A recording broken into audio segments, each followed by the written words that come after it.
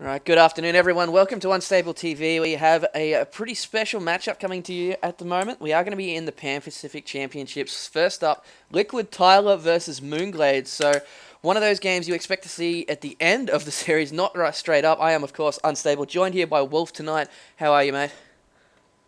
Doing pretty well. Pretty excited to cast these games. This is definitely one of the most exciting matchups for me in the bracket, so I'm pretty excited about it. Yeah, definitely. These guys have. I'm not sure if they've played each other on the ladder, but the last time these guys met in the tournament scene was back in the HDH. God knows how long ago. So, be good to see how differently these guys match up now. Yeah, I wonder if they remember each other, remember those particular matches. I actually don't even remember how they turned out, but It was we'll the see. matches that first saw Phoenix use in tournaments back in when Tyler was. I'm gonna learn how to use Phoenixes back before they had their movement change and things like that. And I remember talking to Moonglade after that game, and he was so angry because he lost to something he just hadn't seen before, and it's not the way you want to go out. Yeah, But he definitely knows what he's doing this time. Should be good to see. So we yeah, are we gonna have have. Moonglade. Mm? I was gonna say Moonglade's at the top position, and Tyler at the bottom position. On this map, I think we might see Tyler go for 4 gate because it's very difficult to expand on this map as a Pro player because you have a big wide open area around your expansion. The same could be said for a Zerg player, and that's why you do oftentimes see Pro players 4 gate on this map to kill their opponent's expansion pretty quickly because it's very hard to defend. And if they put spine crawlers up, you can sometimes just go around the back and do all sorts of little nasty things like that. Yeah, definitely. It is really hard to place those spine crawlers in the optimal position, shall I say, because either way, you're still going to get that hatchery sniped from either direction by those stalkers, especially versus someone of the caliber of Tyler and his ridiculous control that he seems to have. But we are going to see a 14 pull going down from Moonglade. Doesn't want to be risky, especially since Tyler could easily actually just delay that hatchery as much as possible with that probe. I think Moonglade realizes there's no way he's going to be able to be greedy versus him and doesn't even want to try. Not going to waste his time. Yeah, I like this opening for Zerg players. It's actually the one that gives me the most frustration, getting the gas really early on, getting that Zergling speed.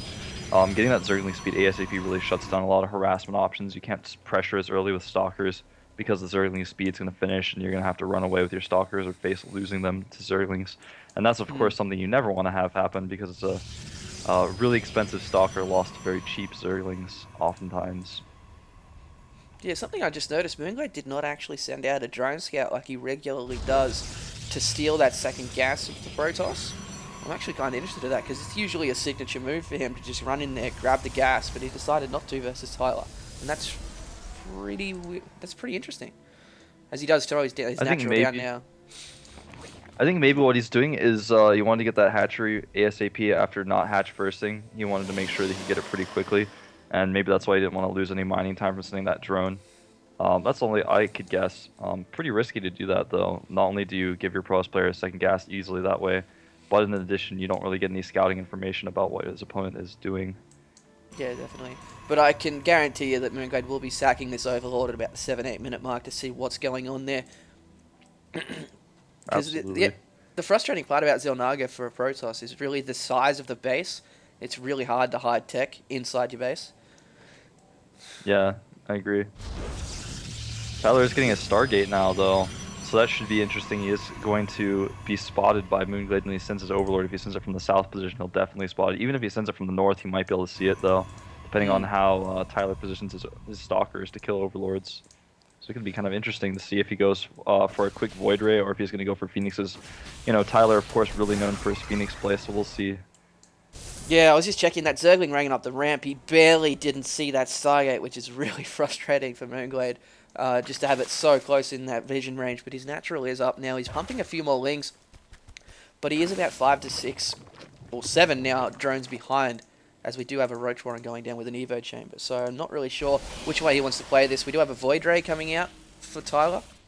And that Overlord was sacked just then, but I'm pretty sure he missed it as well. No, he did actually see the Stargate, so that is very lucky for him.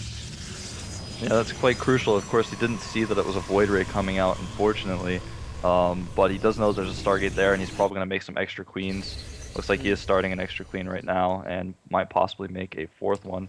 And so but we do I have don't know some if links that's his coming down to the plan bottom of here. the ramp now, though, and he's going to force a cancel on this Nexus, which would be not what Tyler wanted. Hopefully he gets the cancel off. He did not get the cancel off it. No, Oh, he didn't didn't. cancel. Ooh. I'm looking at the unit slots tab now. He's got 2, and he's got 450 resources. That has got to be tilting for Tyler this early in the game. That's very unfortunate. His Void Ray is going to move up and maybe pick off his Zergling on the Zelnaga. No, decides to skip it. No, but And, Moonglade, you know, Moonglade's going to be well prepared for this. and he's just delayed that Nexus again by killing that probe, as the Void Ray is going to move into the main base now. He does have 2 queens there to be able to handle this, because Moonglade does like getting that 3rd queen just for creep spread. And oh, nicely done by Tyler, actually sniping that creep tumor though, as he's still trying to get his expansion up. Moonglade doing a really good job of denying this so far. He's going to get it again, sending the Zerglings over, and it's going to force another cancel. Tyler just doesn't have enough units to keep it alive. This is really going to start to be very frustrating for Tyler, as he's going to fall very far behind if he keeps losing that Nexus. He needs to position his units a little bit closer and use some force fields to keep it alive. Yeah, definitely. Putting that force field between the structure and the Zerglings definitely does keep that survivability up. The Void Ray's in the main base now, though, going nuts on the Queen up there, but the reinforcements are coming, being forced to pull back. But Moonglade does not have enough energy on these Queens yet to do any kind of transfuse, so this Void Ray is still going to be annoying to him. He's going to have to keep on the ball. But we do have Roach Speed coming out now with a Hydra Den, so Moonglade is now also 7 drones ahead, so definitely pulling ahead in this matchup, I think. Yeah, Tyler's just now getting his Nexus about 3/4 done, and I was gonna say it looks like Moonglade's gonna go ahead and take his 3rd. Usually you see Zerg players do this where they get their Hydralisk Den and their Roach Speed at the same time and research that missile attack and then take their 3rd base, while the Cross player kind of sits back a little bit nervous and tries to expand, and then the Zerg player gets very ahead after taking that 3rd base. We do have 5 gateways down in the main, though. Yeah. So it looks like we might be seeing... Yeah, see, we're just 2 in sync, man. We know exactly what's going on. But we do have that overseer that Moonglade has. I remember seeing a game of his a couple of months ago where he only really got overseers after the fact that he saw DTs or things like that. And then he was punished pretty hard by one of his practice partners back from Warcraft 3, so he always gets that now. As soon as he gets that lair tech, it's always there. And he has been using Contaminate on Stargates and robotics facilities really well from what I've seen recently from him. But it looks like Tyler hasn't actually gone for a tech switch yet, still pumping a lot of gateway units. There is no any kind of robotics facility in sight. And he did get a good look at that unit composition with the little changeling there, so looking good so far. Yeah, I feel like Moonglade is very ahead right now. He did force the cancel, like you said, a few times on that hatchery.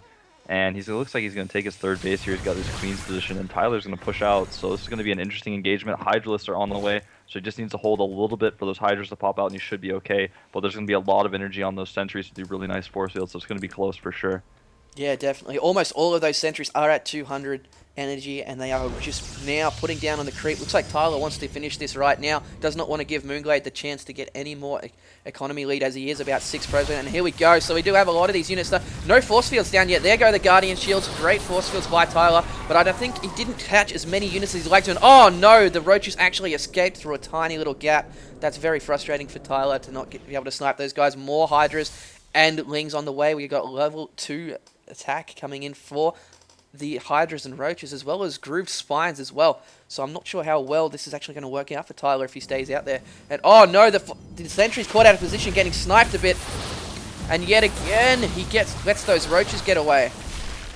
That's very unfortunate. Yeah, that's really unfortunate. He's losing a lot more units than he needs to be. He's not doing enough damage, and Moonglade's Hydra numbers are just going to keep increasing. And once that range finishes, it's really going to start showing. Gateway units are just not very good against Hydras, as you know. They are 35 seconds away for those groove spines, but looks like Tyler might have a good position here if he gets the right force fields down. There go the Guardian Shields. Great force fields this time. There is a bit of a gap, but I don't think there's enough units for Tyler to be able to deal with it, as groove spine is not done. Oh my god, this might actually work out really well. Moonglade's reinforcements are coming in from the side. The Void Ray goes down, but there are just so many Hydralisks. This could be very, very, very close. Oh. Moonglade pulling back, waiting for his reinforcements to come, but there are going to be Colossus on the way very, very shortly. Yeah, I think even though Tyler won that battle, though, the third base is up, so he's still by no means ahead. He needs to get those Colossi out ASAP. Maybe Mm. even want to add on a second robotics facility to make some mortals as well. This is going to be very hard to keep up with unit production once his opponent's on 3 bases. His Hydralisk range is done. He's also at +2 for his range attack, so it's going to get pretty nasty. The probe did go in there and make sure that the third base was up. So Tyler in a kind of a nasty position right now, but that attack worked out better for him than I thought it was going to. He did some nice force fields, and the Hydralisk range being late, I think, was a bit of a blunder by moonglade, and that really helped turn the tide of the battle for Tyler. Yeah, definitely. We do have Colossi on the way now with extended thermal lance researching as well, so this could actually be a big game swinger if we don't see any kind of corruptors from Moonglade. We don't have a Spire yet, which is really interesting to me. I don't think Moonglade has even seen this. He has actually seen the robotics bay with his Overlord from the south that's been parked there all game, so that's really good for him. He does see that it is researching. I'm really surprised we haven't seen a Spire from him yet. Unless I'm just blind and haven't seen it. No, I don't think there is a Spire, and I think he just wants to wait a little bit longer before getting that. Mm. I'm surprised he hasn't. If he's not going to get a Spire, I'm surprised he doesn't get Burrow. But I guess that's just how he's going to feel comfortable using these Hydras for now, and he knows his opponent's not going to have that big of a Colossus count, and he might try to just push I think forward and do some damage right now. Yeah, I think he wants to keep these Colossi numbers down, so he is pushing forward a little bit. There are only 2 sentries in this unit mix for Tyler, a third being walked in now. And we are actually having an engagement really quickly. He's almost sniped. Oh my god, he actually sniped one of the Colossi. Great news for Tyler. There are only 3 force fields in the mix there. There are lots of Zealots at the front. They are being chewed down by these Hydralisks, though, just melting under the pressure. But we do see, I think Moonglade is going to go and try and snipe this Colossi. Tyler moving it out. Great work by Tyler, keeping that alive. But these Stalkers are just melting to all these units, and he's going to be able to snipe that Colossi as well as more Roaches pour in, chasing that Colossi down, as the Hydras and other Roaches on the left-hand side are going to take this out. If Moonglade can snipe this Robotics Bay, that could be huge for him right now. And oh my god, the Colossi didn't even have time to get out. This could be all over. Nicely done by Moonglade. We'll take the series 1-0 so far. It is a best of 3 though, so hopefully we see some good comeback by Tyler.